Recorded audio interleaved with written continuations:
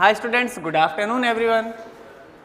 देखिए बेटा, last class में हमने प्रोडक्ट्स देखे थे, उत्पाद किस प्रकार से बनेंगे, जिसमें दो केस देखा था। एक देखा था हमने गलित NaCl का और दूसरा देखा था जलीय NaCl का, ठीक है। और दोनों ही केसेस में कैसे कैसे उत्पाद बने थे ये चीज़ें हमने डिस्कस करी थी।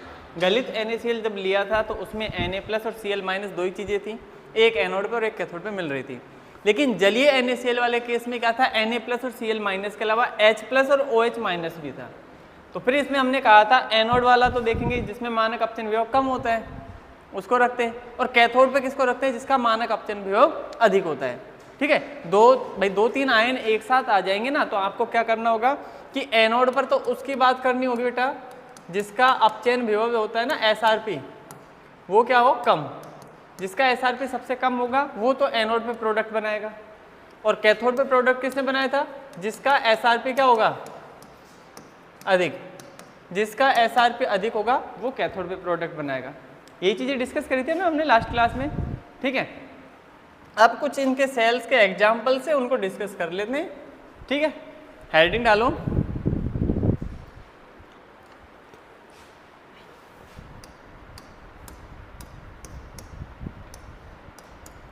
सेल या बैटरी।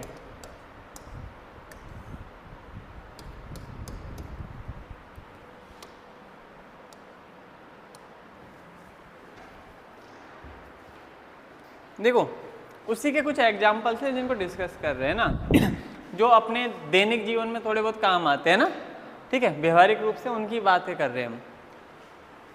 इसमें क्या है बेटा, देखो सेल क्या होता है ये बात तो अब क्या बताऊँ मैं आपको, पढ़ ही लिया हमने, पूरे अच्छे से पढ़ ही लिया ना। कन्वर्जन का जो काम कर रहा है वो सेल है। और बैटरी क्या होती है, जो सेलों को श्रेणी क्रम में संयोजित कर देते हैं वो बैटरी बन जाती है ना।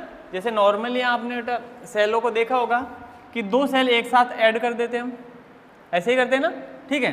तो उन सेलों का क्या करते हैं हम, विभव मतलब पोटेंशियल बढ़ा लेते हैं ना, ठीक है। अगर आपको ज़्यादा पोटेंशियल की रिक्वायरमेंट है, ज़्यादा विभव की ज़रूरत है, तो हम दो सेलों को तीन सेलों को इस तरीके से आपस में ऐड करके बना लेते हैं। तो कुछ नहीं है, बैटरी क्या है बेटा, सेलों का संयोजन है, ओके, ठीक है। नॉर्मली जो हम पढ़ेंगे ना उसमें दो टाइप की होंगी, सेल या बैटरी, दो प्रकार के पढ़ेंगे हम, ठीक है। चाहे सेल की बात करो चाहे बैटरी की बात, एक ही चीज़ की है ना, क्योंकि बैटरी में कुछ और नहीं है अलग से, वो है तो उसके अंदर सेल ही, तो जो सेल की कार्य प्रणाली होगी वही बैटरी की होगी, अलग थोड़ी निकल के आएगी कुछ, है ना, ठीक है। तो पढ़ हम सेल के बारे में रहे और बैटरी समझ में आ गई, उसी को हमने ऐड किया होगा। एक होता है प्राथमिक सेल या प्राथमिक बैटरी, और दूसरा होता है द्वितीयक यानी सेकेंडरी, ठीक है। कुछ छोटी छोटी बातें इनमें ध्यान से सुनते रहिएगा। देखो प्राथमिक किसे कहते हैं बेटा, प्राथमिक वाले तो वो होते हैं जो एक बार डिस्चार्ज हो गए ना उसके बाद में हम उसको वापस से चार्ज करके काम में नहीं ले सकते, है ना। जैसे नॉर्मली घड़ी के अंदर जो सेल लगाए जाते हैं, दीवार घड़ी जो होती है ना, ठीक है, उनमें जो सेल लगाए जाते हैं वो सेल लगा दिए, जितने टाइम यूज आने होते हो गए, उसका जब डिस्चार्ज हो जाते हैं, कंप्लीट अनावश्यक हो जाते हैं, तो उसको फेंक देते हैं, नया सेल लाकर फिर लगा देते हैं, यही प्रोसेस होता है। ऐसे सेल जो होते हैं वो प्राथमिक टाइप के सेल होते हैं। एक बार डिस्चार्ज हुए, एक बार जब पूरे यूज आ गए तो उसके बाद वो फेंकने के काम के रहेंगे, कोई काम का नहीं है, ठीक है।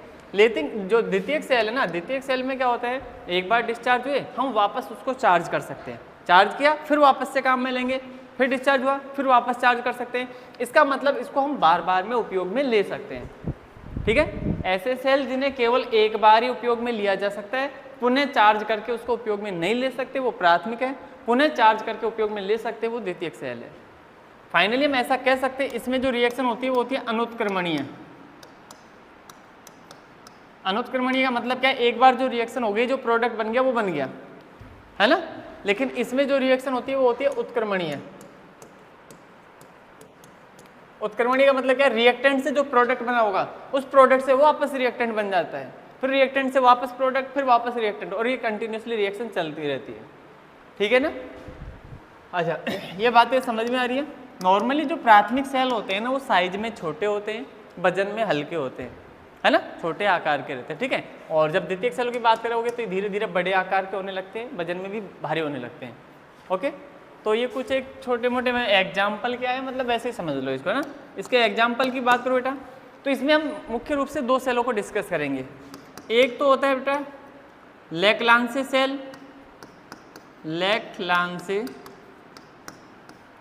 सेल, और इसी का दूसरा नाम होता है शुष्क सेल, ड्राई सेल है ना, शुष्क सेल। लैक्लांसे सेल को क्या कहते हैं बेटा? शुष्क सेल, ठीक है। और एक दूसरा होता है मरकरी सेल, ठीक। और इधर के एग्जाम्पल की बात करूं मैं, द्वितीयक सेल में काफ़ी सारे एग्जाम्पल है, लेकिन जो हमें पढ़ने सिलेबस में मैं उनकी बात कर रहा हूँ, ठीक है। एक होता है लेड स्टोरेज सेल, यानी सीसा संचायक सेल, सीसा संचायक सेल, लेड स्टोरेज सेल बोलते हैं इसको, ठीक है। और एक और है बेटा nickel cadmium cell, nickel cadmium cell, ठीक है। इनके अलावा भी हमको एक पढ़ना है बेटा ईंधन सेल, जो सेकेंडरी सेल का जैसा ही है, पर थोड़ी सी वर्किंग अलग है, इसलिए मैं इसको अलग से पढ़ाऊंगा, है ना, ठीक है तो सेकेंडरी सेल का ही टाइप, पर इसका जो वर्किंग है ना इन सब की तुलना में थोड़ा अलग होता है। इन सब में क्या होता है, जो भी चीज़ें आपको चाहिए होती है ना अभिकारक या रिएक्टेंट, वो सब पहले से फिक्स करके रख देते हैं। इसमें ऐसा नहीं होता, इसमें ज़रूरत के हिसाब से सप्लाई करते रहते हैं हम रिएक्टेंट को, यानी अभिकारकों को, ठीक है। और इसके अलावा एक रिएक्शन और आएगी बेटा संक्षारण या जंग लगने वाली जो प्रोसेस पढ़ेंगे, ये एक अलग चीज़ पढ़ेंगे। इसमें भी रेडॉक्स अभिक्रिया होती है, कैसे होती है, क्यों जंग लगती है, वो चीज़ें डिस्कस करेंगे। फाइनली इस चैप्टर में अब कुछ यही पढ़ना है हमको, ठीक है। अच्छा पहले थोड़ा सा इसके बारे में लिख लेते हैं, फिर एक एक सेल को डिटेल से पढ़ेंगे। अच्छा एक छोटी सी बात और बता देता हूँ मैं, देखो इसमें क्या होता है ना, किसी भी सेल के बारे में जब आप पढ़ोगे ना भाई, जैसे ये सेल पढ़ रहा हूँ, चाहे लैक्लांसी हो, मरकरी हो, चाहे सीसा संचायक हो, निकल कैडमियम हो, ईंधन सेल हो, संचारण वाला प्रोसेस हो, है ना, इसके अंदर क्या होता है, आपको क्या क्या चीज़ें याद रखनी है, सुनिएगा ध्यान से बेटा। एक तो सेल का विभव, अरे सेल कितने वोल्टेज का है, कितने वोल्ट सप्लाई देता है, ठीक है। कुछ सेल ऐसे होते हैं जिनका फिक्स विभव नहीं होता, वो चेंज कर सकते हैं हम, ठीक है, तो इसलिए उसमें नहीं पढ़ेंगे। बाकी जिसका होता है फिक्स है उसके बारे में तो पढ़ेंगे। दूसरी बात, उसका यूज क्या है बेटा, मतलब नॉर्मली कहाँ कहाँ उसका यूज करते हैं, ठीक है। तीसरी बात, उसका जो एनोड है ना वो किसका बना हुआ है, एनोड किसका बना हुआ है, और उस पर होने वाली अभिक्रिया क्या है, समझ गए। ऐसे कैथोड किसका बना हुआ है और उस पर होने वाली अभिक्रिया क्या है, यानी एनोड की अभिक्रिया और एनोड किसका बन रखा है, कैथोड की अभिक्रिया और कैथोड किसका बना हुआ है। और इनके अलावा एक और आता है ना विद्युत अपघट्य, विद्युत अपघट्य, ये क्या है, मतलब क्या भरेंगे उस सेल के अंदर, वो विद्युत अपघट्य होते हैं, ठीक है। और इन दोनों को मिला करके पूर्ण सेल अभिक्रिया बन जाएगी। बस फाइनली यही चीज़ें चाहिए होता है हमें, ठीक है। क्या क्या आपको किसी भी सेल के बारे में अगर आप पढ़ रहे हो ना, और इसमें से एक लैक्लांसे सेल और सीसा संचायक सेल, इनके डायग्राम भी है वो बनवा दूंगा, ठीक है। वापस सुन लेना, एक तो सेल का विभव पता होना चाहिए, उस सेल का यूज क्या है, कहाँ यूज करते हैं नॉर्मली। तीसरी बात, एनोड और कैथोड ये दोनों किसके बने हुए, अच्छा एनोड कैथोड और विद्युत अपघट्य तीनों ही किसके बने हुए ये पता होना चाहिए ना भाई, एनोड किसका बना हुआ है, कैथोड किसका बना हुआ है, विद्युत अपघट्य किसका बना हुआ है ना। और इनके अलावा एनोड और कैथोड पे जो अभिक्रिया हो रही है वो अलग अलग अभिक्रिया, और दोनों को मिलाकर एक जो अभिक्रिया बनती है उस अभिक्रिया के बारे में फाइनली ये सारी चीज़ें पता होनी चाहिए ना। बाकी इसके अलावा जो भी थ्योरी लिखनी है आप अपने हिसाब से कुछ भी लिख सकते हो भाई, यही है मेन चीज़ तो जो आपको पता होनी चाहिए, ओके ठीक है। चलो स्टार्ट करते हैं यहीं से, प्राथमिक और द्वितीयक दोनों टाइप्स का क्लासिफिकेशन, ठीक। हेडिंग डाल लिया आपने सेल या बैटरी, तो इसमें लिखो सेलों का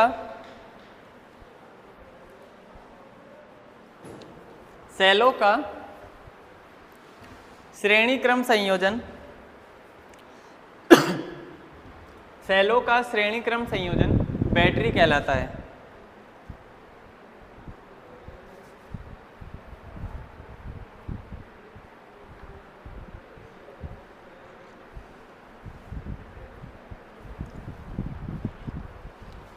ठीक है भाई, श्रेणी क्रम संयोजन क्या कहलाता है, बैटरी कहलाता है। लाइन चेंज करके लिखो, सेल मुख्यतः दो प्रकार के होते हैं,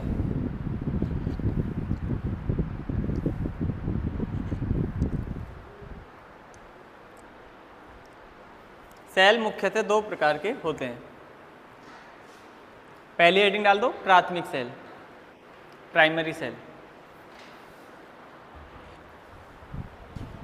प्राइमरी सेल, प्राथमिक सेल।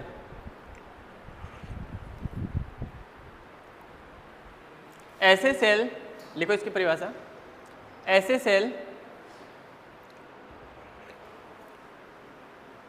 जिन्हें एक बार उपयोग में लेने के बाद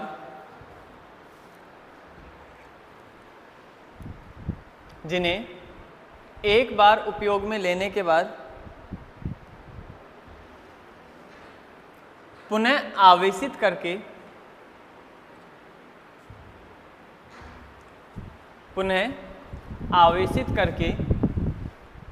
उपयोग में नहीं ले सकते हैं। पुनः आवेशित करके उपयोग में नहीं ले सकते हैं। अरे वापस यूज में नहीं ले सकते ना इसको, उन्हें प्राथमिक सेल कहते हैं।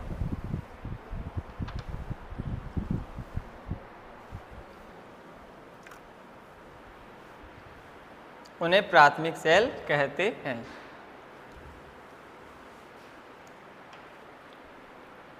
हो गया, लाइन चेंज। इनमें होने वाली अभिक्रिया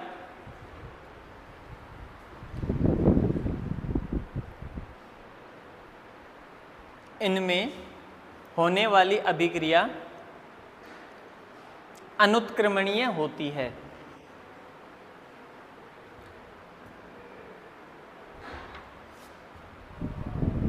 होने वाली अभिक्रिया अनुत्क्रमणीय होती है। नेक्स्ट लाइन में लिखो, ये सेल आकार में छोटे तथा वजन में हल्के होते हैं।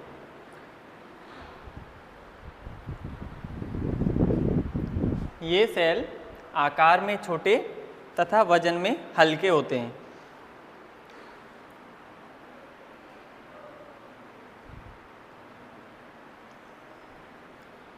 अब इसके दोनों एग्जाम्पल लिख लो बेटा, हो ना।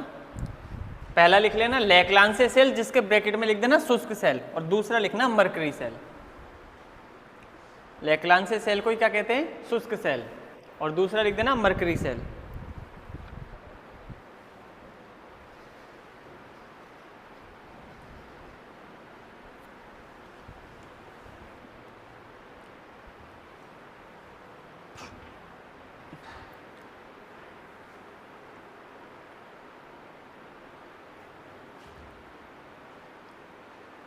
हो गया, हेडिंग डाल दो द्वितीयक सेल, सेकंड वाली है ना, द्वितीयक सेल।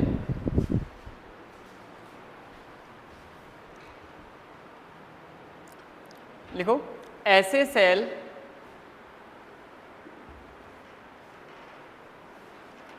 सेल जिन्हें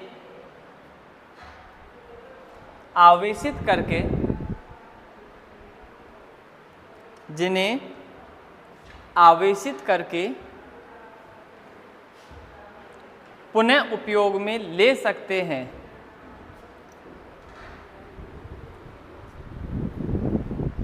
पुनः उपयोग में ले सकते हैं, द्वितीयक सेल कहलाते हैं।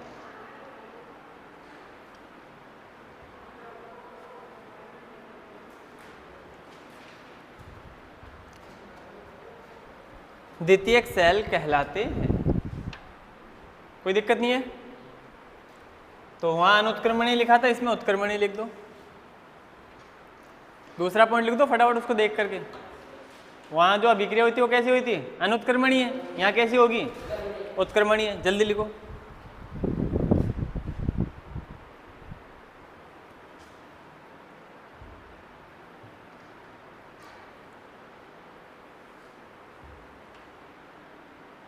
वहां क्या लिखा था? तीसरा पॉइंट, आकार में छोटे, वजन में हल्के। उल्टा कर दो यहाँ। उल्टा का मतलब ऐसे मत कर देना आकार में हल्के और वजन में छोटे होते हैं ना, ऐसे मत कर देना। आकार में कैसे हो जाएंगे? बड़े, और वजन में भारी हो जाएंगे ना।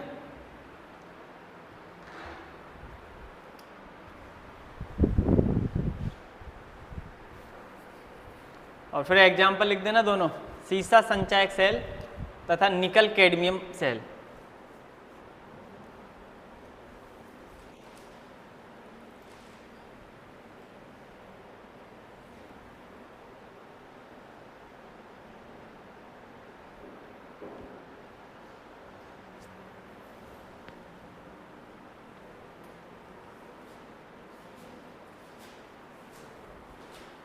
हो गया, ठीक है।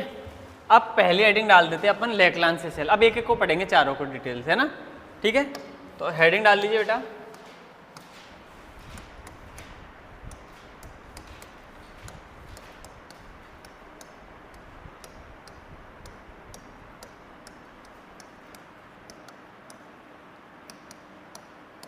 लेक्लांसी सेल या इसी को शुष्क सेल, इंग्लिश में ड्राई सेल कहते हैं ना, ड्राई।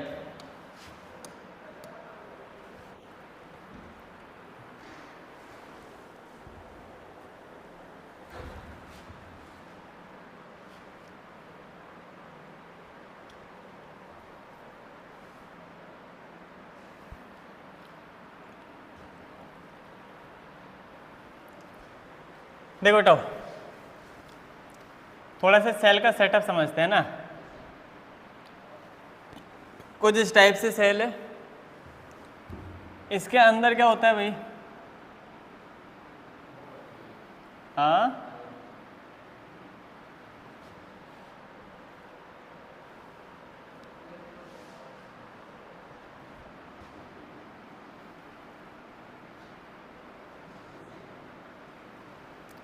ठीक है। देखो ऐसा रहता है बेटा, सबसे पहले तो ये तो है ग्रेफाइट की छड़, है ना। ग्रेफाइट समझ गए होंगे, कार्बनी है, ठीक है। इसके चारों तरफ ये थोड़ा सा एक और आवरण सा होता है ना। इसके अंदर जो भरा हुआ है ना, वो भरा हुआ है MnO2। क्या भरा हुआ है भाई, MnO2। इसमें जो भरा हुआ है वो है बेटा MnO2, और थोड़ा बहुत कार्बन को और पीस के डाल देते हैं ना, मतलब MnO2 तथा कार्बन का पेस्ट, ये कार्बन की छड़ के चारों ओर लगा हुआ रहता है। अब ये मैंने बनाया ऐसा है, एक्जेक्टली सेल तो राउंड होगा, है ना, लेकिन अब क्या बिल्कुल गोल में बना नहीं सकता, उसमें 3D में थोड़ी दिखेगा ऐसे, है ना, ठीक है। तो आपको बस सामने वाली एक लेयर दिख रही है, इस तरीके से समझना, ठीक है। अब उसके बाद में सुनो, इसमें भरा हुआ होता है भाई विद्युत अपघट्य। इसमें क्या भरा हुआ होता है, विद्युत अपघट्य, जिंक क्लोराइड और अमोनियम क्लोराइड। अरे विद्युत अपघट्य में क्या क्या होगा, जिंक क्लोराइड और अमोनियम क्लोराइड। जिंक क्लोराइड का फॉर्मूला क्या है, ZnCl2। अमोनियम क्लोराइड का क्या है, अमोनियम NH4Cl। इसका पेस्ट भरा हुआ होता है, ठीक है। और ये जो आउटर लेयर है ना कंप्लीट, ये बनी होती है बेटा जिंक की। ये जिंक का आवरण इस पर लगा हुआ होता है। कोई भी सेल है उसके ऊपर जो एक पॉलीथीन से लगी हुई होती है, उसको हटा करके देखना, जो आपको दिखाई देगा ना मेटल, वो सबसे पहले वो जिंक की होता है चारों तरफ, वो जिंक की लेयर है चारों तरफ, ठीक है।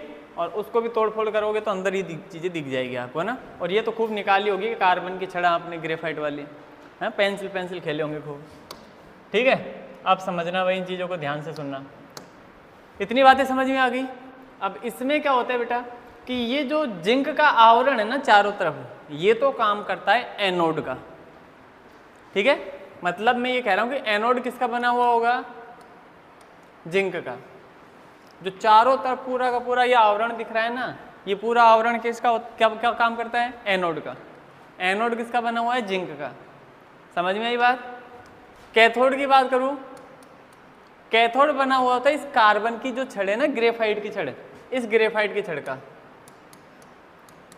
कैथोड किसका बना होता है भाई, ग्रेफाइट छड़ का। अब ग्रेफाइट छड़ बोलो चाहे कार्बन छड़ बोलो, एक ही बात है। और इसके साथ में प्लस MnO2 और कार्बन है, ये भी इसमें कैथोड में ही हेल्प करते हैं, मतलब इसी के साथ में होते हैं, MnO2 प्लस कार्बन का जो पेस्ट भरा हुआ है ना वो भी इसी में होता है, समझ रहे हो ना, है ना। क्या कह रहा हूँ मैं, एनोड का क्या किसका बना हुआ होगा, जिंक का। कैथोड किसका बनेगा, ग्रेफाइट की छड़ जो है ये रोड वो, और इसके साथ में जो चारों तरफ भरा था ना इसमें MnO2 और कार्बन, ये चीजें मिला करके कैथोड का काम करती हैं। तीसरी बात आती है ये विद्युत अपघट्य की, है ना, इलेक्ट्रोलाइट बोलते हैं इसको, विद्युत अपघट्य। ठीक है, जो विद्युत अपघट्य होता है उसमें क्या होता है, जिंक क्लोराइड और अमोनियम क्लोराइड। विद्युत अपघट्य में क्या होता है बेटा, जिंक क्लोराइड और अमोनियम क्लोराइड। ठीक है, ट्रू नहीं आएगा, वैसे ही रहेगा ना, जिंक क्लोराइड और अमोनियम क्लोराइड। तो एनोड, कैथोड और इलेक्ट्रोलाइट यानी विद्युत अपघट्य, तीन चीजें समझ में आ गई और इसमें दिख भी गई आपको, कोई दिक्कत नहीं है ना। ठीक है, एनोड किसका बना होगा, जिंक का। कैथोड किसका बनेगा, कार्बन की जो छड़ है यानी ग्रेफाइट की छड़, उसके साथ में MnO2 और साथ में क्या है, कार्बन, इन दोनों का पेस्ट। ठीक है, और विद्युत अपघट्य किसका बना हुआ होगा, जिंक क्लोराइड और अमोनियम क्लोराइड का। क्लियर है क्या यहाँ तक की बात है, कोई दिक्कत नहीं है ना। ठीक है, देखो इस सेल का जो वोल्टेज होता है ना बेटा, इस सेल का जो वोल्ट होता है कितने वोल्टेज का होता है ना, तो ये जो सेल होता है बेटा 1.5 वोल्ट का होता है, 1.5 वोल्ट का होता है ना। ये सेल कितने वोल्ट का होता है, 1.5 वोल्ट का होता है। ठीक है, घर जाके घड़ी में सेल निकाल करके उसको देख लेना, और तो क्या है। ठीक है, कितने वोल्ट का होता है, जो चीज़ दिख सकती है कम से कम वो तो देख ले, बाकी आगे की चीज़ें नहीं दिखेंगी तो नहीं देख पाएंगे उनको। ठीक है, कितने वोल्ट का होता है ये, 1.5 वोल्ट का। इसका यूज, अब यूज बताने की ज़रूरत नहीं है, आपको साफ साफ दिख गया। जो रिमोट वगैरह होते हैं इनमें लगता है। ठीक है, और इसके अलावा घड़ियों में हो गया, और पुराने जो आते थे उसको ट्रांजिस्टर बोलते थे बेटा, रेडियो टाइप में, और कई खिलौनों में भी लगता है ना। अब बहुत सारे एग्जाम्पल से मैं कहाँ तक गिनाऊंगा ना, आप तो दो याद रखना, दीवार घड़ियों का और एक ट्रांजिस्टर बोलते हैं उनको, रेडियो टाइप में आते थे ना पुराने, FM वगैरह सुनते थे या गाने वाले बजते थे कैसेट वैसेट लगा के ना, उनके अंदर भी कोई सेल यूज करते थे, है ना। और पहले टॉर्च में भी यूज होते थे, टॉर्च के अंदर, है ना, बड़ी जो टॉर्च आती है ना, अब पता नहीं टॉर्च से ही घर में नहीं मिलती। ठीक है, उसके अंदर भी सेल लगा करके उसका यूज करते थे, तो बहुत सारी चीज़ें। ठीक है, तो इसका यूज़ तो अब इसमें बताने की जरूरत नहीं है क्योंकि ये हमारे डेली लाइफ में खूब देखा हुआ है। ओके, तो वोल्ट समझ में आ गया, एनोड समझ में आ गया, कैथोड समझ में आ गया, इलेक्ट्रोलाइट समझ में आ गया। अब समझनी है तो सिर्फ और सिर्फ रिएक्शन, है ना, बस सेल खत्म, उसके बाद कुछ नहीं है। तो रिएक्शन में देखो सबसे पहले एनोड पे बात करेंगे। एनोड किसका बना हुआ है बेटा, जिंक का। तो जिंक आपको पता है ना, ये तो एनोड पे क्या होगा, ऑक्सीकरण की अपचयन, ऑक्सीकरण होगा। तो ऑक्सीकरण में क्या होता है, जिंक जो है ना वो अपने इलेक्ट्रॉन त्याग देगा और ये बना लेगा। सही है क्या बात, अरे बात समझ में आ रही है क्या आपको, है ना, बस यही होगा, मतलब समझ में आ गया हमको क्या हो रहा है यहाँ, ऑक्सीकरण हो रहा है। तो जिंक की रिएक्शन आसान है, सॉरी एनोड वाली है ना। अब कैथोड वाली रिएक्शन की बात करते हैं बेटा। कैथोड वाली रिएक्शन सुनना, इसमें थोड़ा सा चेंज है। एग्जैक्टली हमने कहा था ग्रेफाइट छड़ है, कार्बन की छड़ है, लेकिन ये उसमें हेल्प कराती है। जो मेन रिएक्शन करता है वो MnO2 रिएक्शन करता है। क्या कह रहा हूं मैं, कैथोड पे जब रिएक्शन की बात करोगे ना तो आपको दिखेगा कि सर कार्बन के साथ रिएक्शन कराओ, पर कार्बन उसमें हेल्प कर रहा है। बाकी जो मेन रिएक्शन करेगा वो कौन करेगा, MnO2। तो कैथोड पे पहले से ही मिलेगा आपको MnO2। ठीक है, अब दूसरी बात देखो, ये बात ध्यान रखना बेटा, एनोड जो होगा वो रहेगा पॉजिटिव। जब भी हम सेल की बात करेंगे ना, एनोड कैसा है बेटा, पॉजिटिव, और कैथोड कैसा रहेगा, नेगेटिव। ठीक है, एनोड कैसा रहेगा, पॉजिटिव, कैथोड कैसा रहेगा, नेगेटिव। ठीक है, एनोड पॉजिटिव और कैथोड नेगेटिव। क्यों, अरे हमने वही तो देखा था, एक ही सेल में एनोड कैथोड दोनों चीजें एक जगह ही मिल रही है, तो इसमें सब में यही सिस्टम था। ठीक है ना। अच्छा, अब हम क्या कह रहे हैं, MnO2 है। जो विद्युत अपघट्य था ना बेटा, ये विद्युत अपघट्य, इसमें से अमोनियम क्लोराइड जो दिखाई दे रहा है ना आपको, जिंक क्लोराइड का भी मैंने कुछ नहीं लिखा, ये अमोनियम क्लोराइड है ना, ये आयनों में टूटता है भाई। अमोनियम क्लोराइड है, ये कैसे टूटेगा बेटा, NH4 प्लस और Cl माइनस। ठीक है ना, आयनों में टूटेगा, एक प्लस बना लेगा, एक माइनस बना लेगा। अब तुम्हें पता है ना कैथोड कैसा है, नेगेटिव, तो प्लस वाला पार्ट उठ करके इस कैथोड पे आ जाएगा। समझ रहे हो ना इन चीजों को। प्लस वाला पार्ट कौन सा है, NH4। NH4 जाएगा Mn2 के साथ में अभिक्रिया करेगा, तो NH4 प्लस यहाँ आ जाएगा, है ना। कैथोड कैसा था, नेगेटिव, नेगेटिव के पास में कौन आकर्षित होगा, प्लस वाला। प्लस वाला कौन सा है, NH4 प्लस। NH4 प्लस उठ करके आ जाएगा इधर। ठीक है। और साथ में दूसरी बात है, इलेक्ट्रॉन जो एनोड से जाते हैं वो कैथोड पे ही जाते हैं, ठीक है, वो इलेक्ट्रॉन तो आएंगे ही आएंगे। क्लियर हुई क्या बात, है ना। उसकी जगह मैं रिएक्शन को आगे यहाँ कंटिन्यू कर रहा हूँ। देखो क्या होता है, इसमें से H है, NH4+ है ना, ये H हटेगा और वो H इसमें जाके जुड़ता है। कैसे जुड़ता है, Mn, 2 ऑक्सीजन है, एक ऑक्सीजन तो ऐसे कैसे रहेगा और दूसरे ऑक्सीजन से H जुड़ जाएगा, तो H की जगह वो O की जगह क्या रह जाएगा, OH, है ना। तो उसको हम ब्रैकेट में लिखेंगे OH जब लिखूंगा तो, ठीक। प्लस ये प्लस और ये माइनस यहाँ उदासीन हो गए, तो इलेक्ट्रॉन का काम खत्म। इलेक्ट्रॉन सिर्फ इसलिए आए थे इस प्लस को बैलेंस करने के लिए। और ये NH4 की जगह क्या बच गया, NH3। उम्मीद है यहाँ तक की बातें समझ में आ रही है, ठीक है। तो ये होती है कैथोड पे रिएक्शन, ठीक है। एनोड पे तो सीधी सीधी रिएक्शन थी, जिंक से जिंक 2+ बना, 2 इलेक्ट्रॉन निकल गए, इलेक्ट्रॉन का निकलना ऑक्सीकरण। कैथोड पे इलेक्ट्रॉन आके जुड़ तो रहे पर उसके साथ साथ NH4+ आके भी जुड़ेगा, ठीक है। और ये आपस में रिएक्शन कर करोगे जो भी बना रहे हैं MnO, OH और NH3, ठीक है। इसका मतलब यहाँ क्या हुआ बेटा, अप चेन, इलेक्ट्रॉन का जुड़ना अप चेन, इलेक्ट्रॉन का निकलना ऑक्सीकरण। दोनों केस समझ में आ गए। तो एनोड की अभिक्रिया समझ में आ गई, कैथोड की अभिक्रिया समझ में आ गई, तो इसके साथ ही हमको पूर्ण सेल की अभिक्रिया भी समझ में आ जाएगी। अब पूर्ण सेल की अभिक्रिया लिखेंगे तो क्या करोगे, इलेक्ट्रॉन इलेक्ट्रॉन हटाओ दो, और क्या करना है, ठीक है। तो देखो भाई ऐसा कुछ कर लेते हैं, यहाँ इलेक्ट्रॉन कितने हैं, 2, इसमें भी कितने आने चाहिए, 2। तो कुछ ऐसे ही करोगे, इसको भी 2 करोगे, इसको भी 2 करोगे, तो यहाँ भी 2 हो जाएंगे, ये भी 2 हो जाएंगे, तो ये भी कितने हो जाएंगे, 2। सही है क्या। तो क्या होगा बेटा, इलेक्ट्रॉन से तो इलेक्ट्रॉन कट जाएगा, तो एरो के पहले तो क्या बचेगा, एक तो बचेगा जिंक, सही है, एक बचेगा 2MnO2, 2 क्यों लिखा है समझ में आ गई होगी यार। और NH4 भी तो आ रहा है यहाँ, है ना, प्लस 2NH4+, यही है ना। एरो से पहले तो इलेक्ट्रॉन कट गया, अब एरो के बाद पे चलते हैं। जिंक से तो क्या बना था बेटा, जिंक 2+, इलेक्ट्रॉन कट गया, यहाँ से क्या बच रहा था, 2MnO, OH और प्लस में 2NH3। ये पूर्ण सेल अभिक्रिया हो गई इसकी, है ना। डायरेक्ट रटोगे तो दिक्कत आएगी, पहले एनोड को करना, फिर कैथोड को करना, फिर मिला करके लिख देना बस, ठीक है। इतनी बातें समझ में आ गई। अब इस चीज़ में छोटी सी एक और चीज़ बच गई केवल, वो ये बच गई कि सर इस ZnCl2 का यूज क्या है इसके अंदर, है ना। बाकी सबके बारे में हमने डिस्कस कर लिया, ये कार्बन इसमें हेल्प करता था, पर ये ZnCl2 क्यों भरा है इसमें, अमोनियम क्लोराइड ही भर देते डायरेक्ट, है ना। तो इसका यूज ये है कि बेटा इस रिएक्शन में पूर्ण सेल अभिक्रिया में एक गैसीय उत्पाद बन रहा है अमोनिया, ठीक है। अब सपोज आप देखो सेल के अंदर गैस बन रही है ना, ठीक है। तो इसका मतलब धीरे धीरे गैस ज़्यादा बढ़ती जाएगी, तो क्या होगा, प्रेशर बढ़ेगा सेल के अंदर, और एक कंडीशन आएगी सेल टूट फूट हो जाएगी, उसमें क्रैक हो जाएगा सेल, सही है। तो क्या करते हैं, इसमें साथ में जिंक क्लोराइड भरते हैं, जो क्या करता है, जो अमोनिया गैस बनी है ना उसके साथ रिएक्शन करता है। देखो कैसे करता है, ये जिंक क्लोराइड भी आयन में टूटेगा और टूट करके क्या बनाएगा, जिंक 2+, और एक क्लोरीन बन जाएगा। बन जाने तो क्लोरीन से अपना कोई मतलब नहीं है, जो जिंक बन रहा है ना वो जिंक जा करके बेटा इस अमोनिया से रिएक्शन करता है, वो जिंक जा करके इस अमोनिया यानी NH3 के साथ अभिक्रिया करता है और एक संकुल यौगिक बनाता है, कॉम्प्लेक्स कंपाउंड।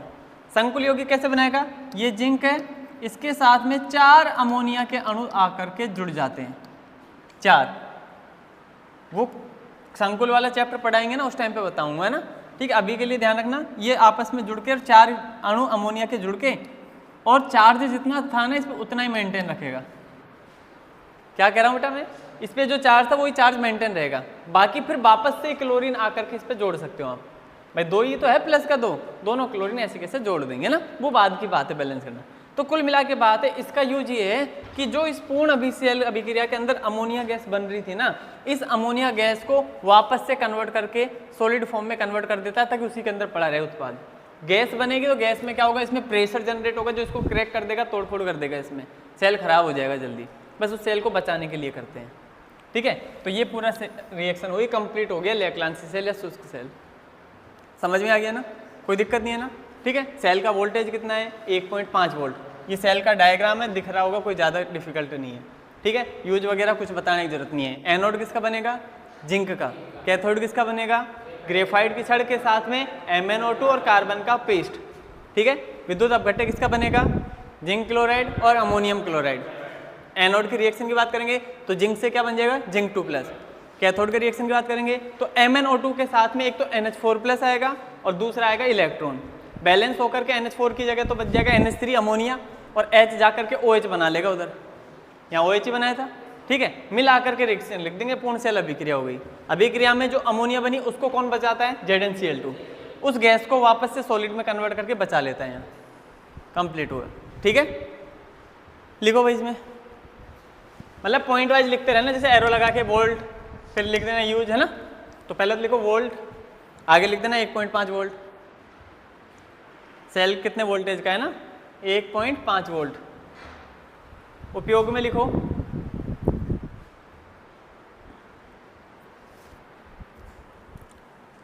दीवार घड़ियों तथा ट्रांजिस्टरों में। अब बाकी के यूज आप अपने हिसाब से कभी भी कहीं भी कैसे भी लिखते रहना, है ना। दीवार घड़ियों तथा ट्रांजिस्टरों में। एनोड लिखो, एनोड, है ना, मतलब वैसे हेडिंग टाइप में लिखवा रहा हूँ मैं ना, छोटे छोटे हेडिंग से ना। नेक्स्ट पॉइंट में लिखो एनोड, और उसमें लिखो जिंक पात्र का। जिंक पात्र क्यों लिखा है बेटा? क्योंकि चारों तरफ से वो घिरा हुआ है ना, पात्र ही है वो। एनोड किसका बना हुआ है? जिंक पात्र का, है ना। जिंक जो कंटेनर था ना चारों तरफ से घिरा हुआ है, वो जिंक है। कैथोड लिखो ग्रेफाइट की छड़, ग्रेफाइट की छड़ के चारों ओर, ग्रेफाइट की छड़ के चारों ओर MnO2 तथा कार्बन का पेस्ट।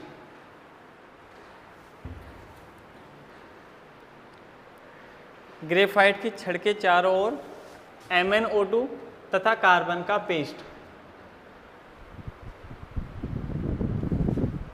लिख दिया। विद्युत अपघट्य लिखो नेक्स्ट पॉइंट में। विद्युत अपघट्य जिंक क्लोराइड तथा अमोनियम क्लोराइड का पेस्ट। जिंक क्लोराइड तथा अमोनियम क्लोराइड का पेस्ट,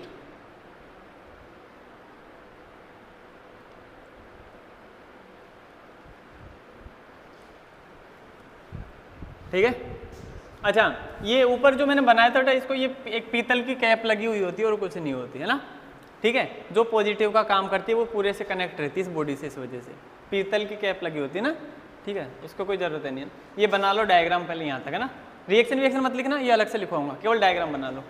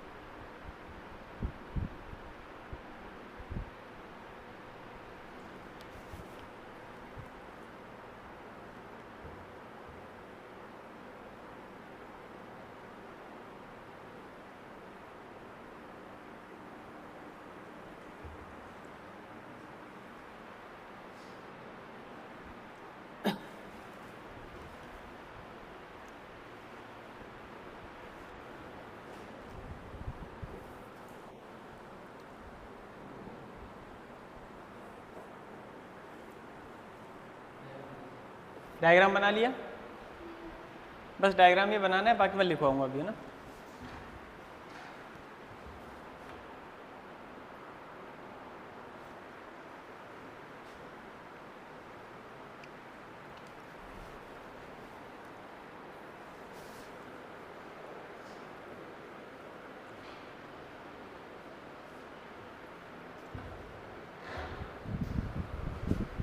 हो गया बेटा वो।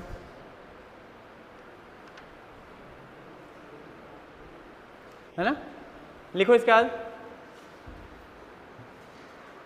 एनोड पर अभिक्रिया। ऐसे पॉइंट वाइज लिख रहे हैं अपन सारी चीजें ना। एनोड पर अभिक्रिया, आगे डैश लगा के उसमें ऐसे लिख दो ऑक्सीकरण। ये बात पता है आपको लेकिन फिर भी लिख लो वापस, है ना, याद रहेगी। क्या होता है इस पे ऑक्सीकरण। अब पूरी लाइन नहीं लिखवा रहा मैं, ऑक्सीकरण होता है क्या मतलब है ना, समझ जाओगे आप। क्या बेटा ऑक्सीकरण। और ये अभिक्रिया लिख दो एनोड वाली, जिंक से जिंक 2+ और 2 इलेक्ट्रॉन, जिंक से जिंक 2+ और साथ में 2 इलेक्ट्रॉन।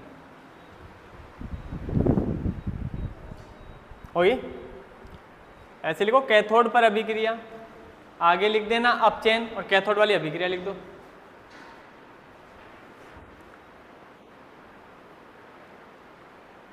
कैथोड पर अभिक्रिया ना,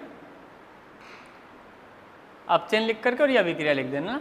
अच्छा बेटा ये 2 लिखने की आपको इसमें जरूरत नहीं है ना, वो तो बैलेंस करके पूर्ण लिखते हैं ना सेल, पूर्ण सेल अभिक्रिया तो लगाते हैं उसको, इसलिए मैंने छोटे छोटे बनाए ताकि बस आपको अंदाजा लग जाए, बाकी लिखने की जरूरत नहीं इसको। पूर्ण सेल अभिक्रिया लिख लेना उसके बाद में, फिर कैथोड की अभिक्रिया के बाद पूर्ण सेल अभिक्रिया लिख लो।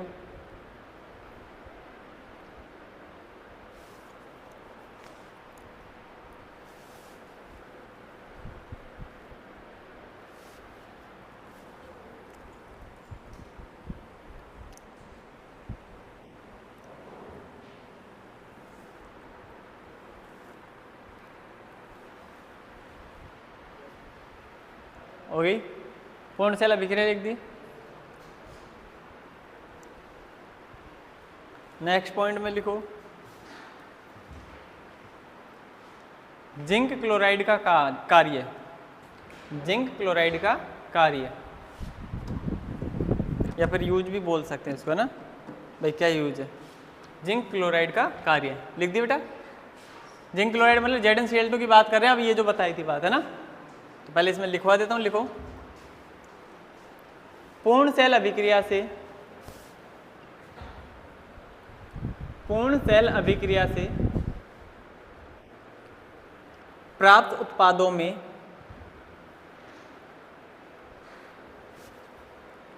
पूर्ण सेल अभिक्रिया से प्राप्त उत्पादों में अमोनिया गैसीय उत्पाद भी होता है, अमोनिया गैसीय उत्पाद भी होता है।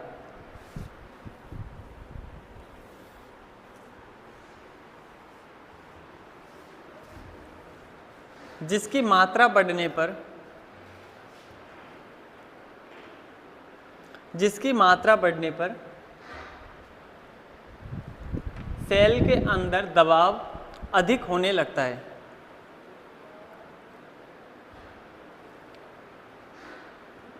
जिसकी मात्रा बढ़ने पर सेल के अंदर दबाव अधिक होने लगता है।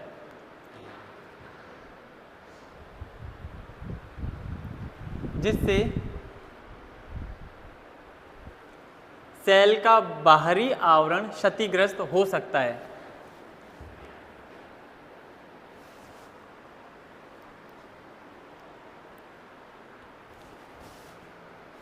जिससे सेल का बाहरी आवरण क्षतिग्रस्त हो सकता है। भाई ज़्यादा प्रेशर बनेगा तो टूट सकती है, और क्या हो सकता है ना। अतः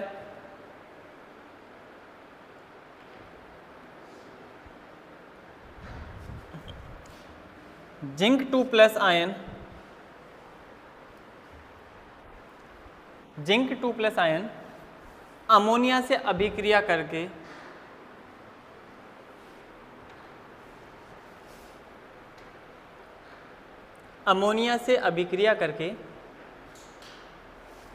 पूरा लिख लेना, ये ऐसे कैसे ना, ZnNH3 ब्रैकेट में 2+, ये वाला अभिक्रिया करके ये लिख लेना, इसके आगे लिखना संकुल उत्पाद बनाता है।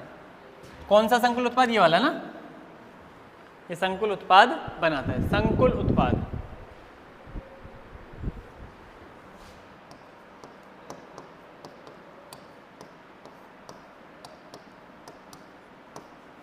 संकुल उत्पाद बनाता है।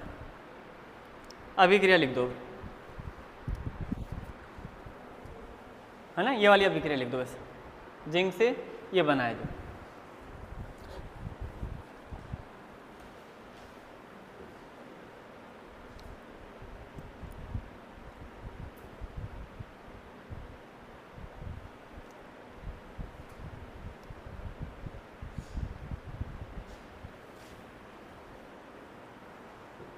ठीक है भाई, तो ये सेल समझ में आ गया, लेक्लांस सेल, कोई दिक्कत नहीं है ना। दूसरा लिखो, दूसरा कौन सा था, मरकरी सेल। सेकंड हेडिंग डालो मरकरी सेल।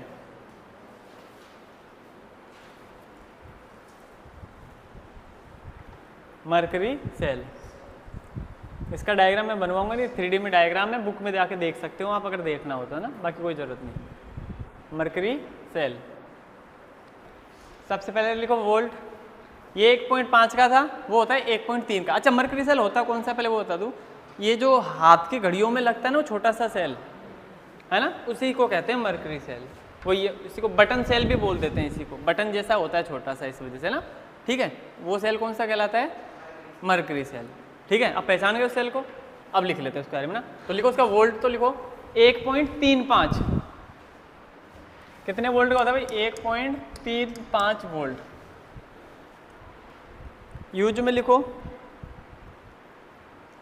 उपयोग में, तो एक तो समझ में आई गया आपको, हाथ घड़ियों में, है ना, हैंड वॉच के अंदर जो होता है, और एक तो लिख लो हाथ की घड़ियों में, और एक लिखना बेटा हियरिंग एड्स होता है ना,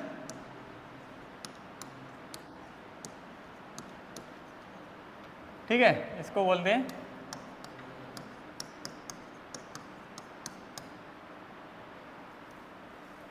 श्रवण यंत्र बोलते थे, और भी अच्छे है ना।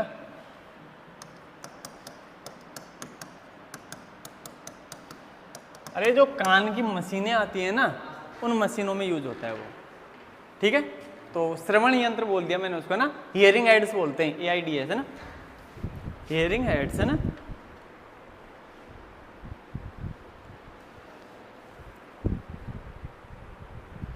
लिख दिए। अब उसके बाद में क्या लिखेंगे हम, एनोड लिखेंगे, कैथोड लिखेंगे, अपघट्य लिखेंगे, ठीक है ना। लिखो सबसे पहले एनोड,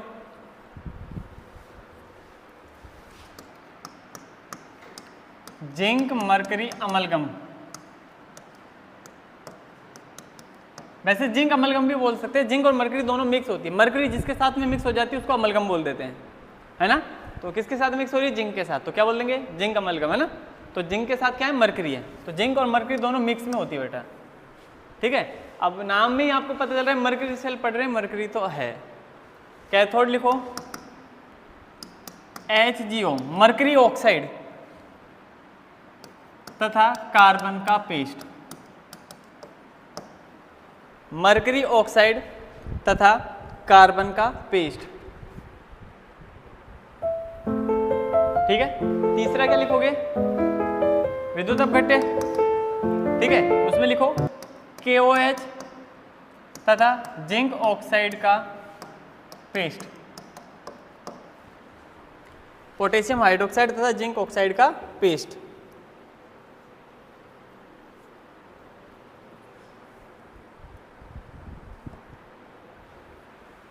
हो गया। इसके बाद क्या लिखना है,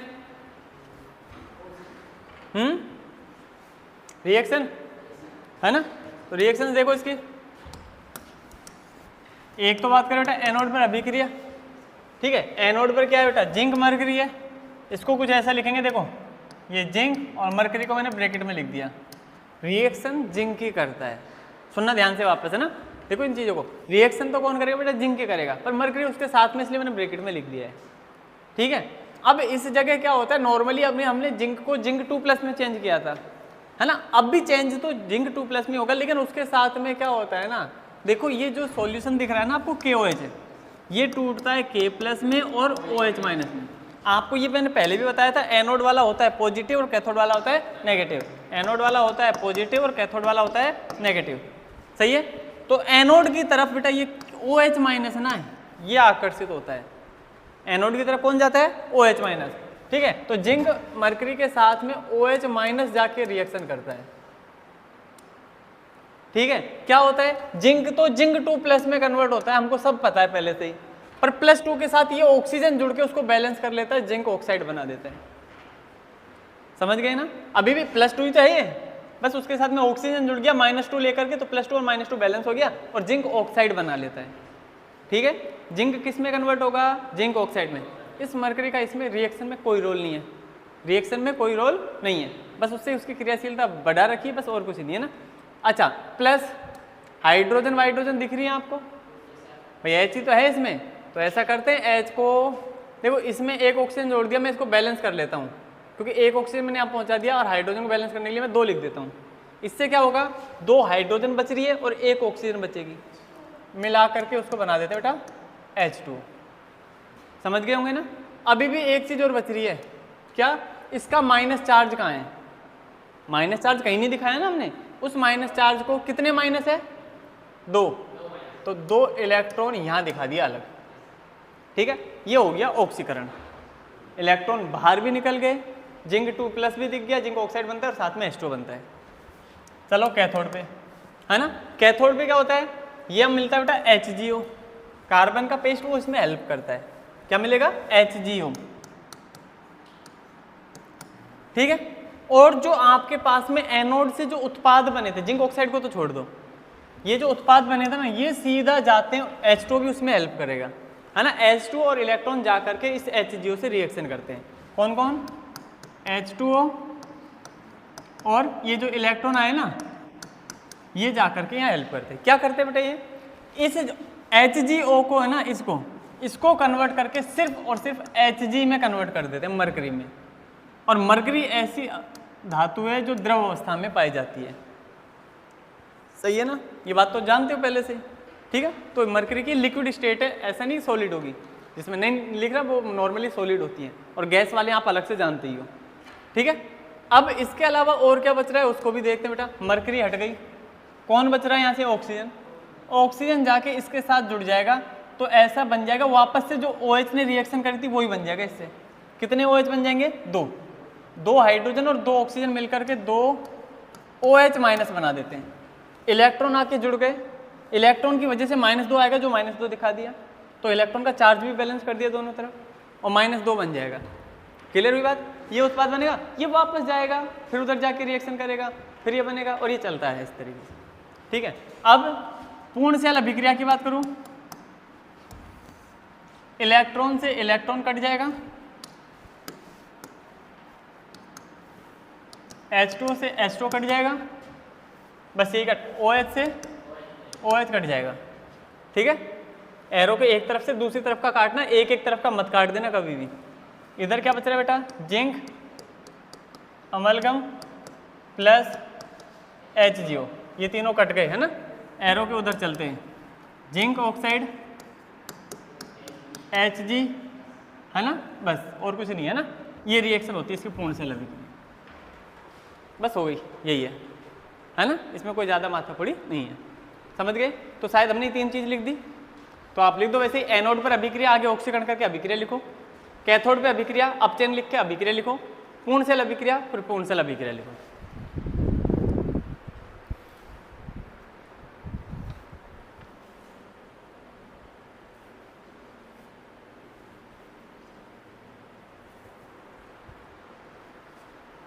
एक छोटी सी बात लिखवा जाता हूँ, फिर बेटा मैं निकलता हूँ ना। इधर सुनो, लिख लेना, आप उसको लिख लोगे ना पूरी चीज़ें, कोई दिक्कत नहीं है ना, है ना। इस सेल में क्या होता है ना, हमेशा वोल्टेज होता है वो सेम रहता है पूरी लाइफ में, जब तक फाइनल डिस्चार्ज नहीं होता तब तक सेम सप्लाई देता है। इस हाँ, कम ज़्यादा नहीं होता, वेरिएशन नहीं आता इसमें। इसलिए क्या होता है, जो क्या होते हैं ना, श्रवण यंत्र जो बताया ना, हियरिंग एड्स, ये क्या काफ़ी कॉस्टली भी होते हैं, महंगे होते हैं। ठीक है, तो इसमें इस सेल का यूज़ करते हैं ताकि उसमें दिक्कत नहीं आए, कोई प्रॉब्लम नहीं आए। अगर थोड़ा सा भी वेरिएशन आएगा तो उसमें गड़बड़ हो सकती है, वो ख़राब हो सकता है ना। ठीक है, तो ये इसमें ये लिखोगे कि ये जो बटन सेल की बात करें ना, मरकरी सेल, ये अपनी पूरी लाइफ में, यानी कि अपनी जब तक ये पूरे समाप्त नहीं होंगे तब तक इसमें जो वोल्टेज होगा वो समान रहता है। वोल्टेज जो रहता है इसमें वो कैसा रहता है बेटा, समान, है ना। ठीक है, मतलब ये लिखना है, सेल अपनी पूरी लाइफ में समान वोल्टेज की सप्लाई करता है। नोट में अलग से लिख लेना आप, है ना। सेल अपनी पूरी लाइफ में समान वोल्टेज की सप्लाई करता है या समान वोल्टेज प्रवाहित कराता है। ठीक है ना, बस जस्ट फॉर नॉलेज है ना, ध्यान रखना। लिख लो बाकी अभिक्रिया पूरी। ठीक है बेटा, आज की क्लास में इतना ही करेंगे हम। Thank you.